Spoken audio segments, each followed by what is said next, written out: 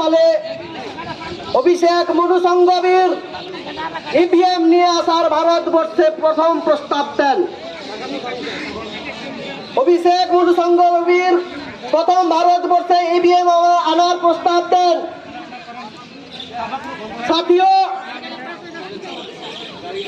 সর্বপ্রথমে ভারতবর্ষে এই কংগ্রেস পার্টি ভারতবর্ষে ইভিএম আনার জন্য তুড়ি ঘুড়ি চেষ্টা করেছিল।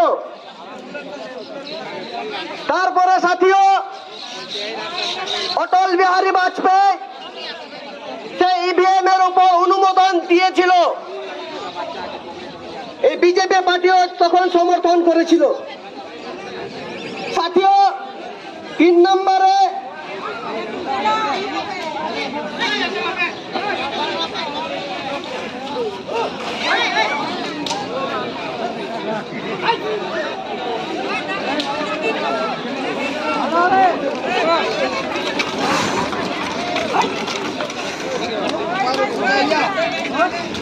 ভালো করে ধরো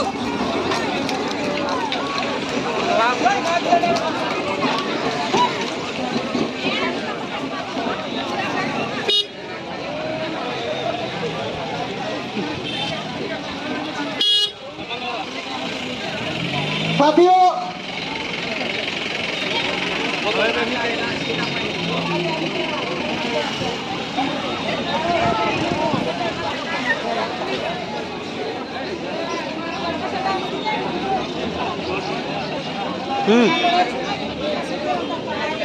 জয় বল্লভাসী।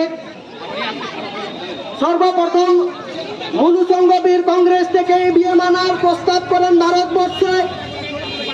দ্বিতীয়ত অটল বিহারী বাজপেয়ী বিজেপি পার্টি থেকে সেই ইভিএম এর প্রস্তাবকে অনুমোদন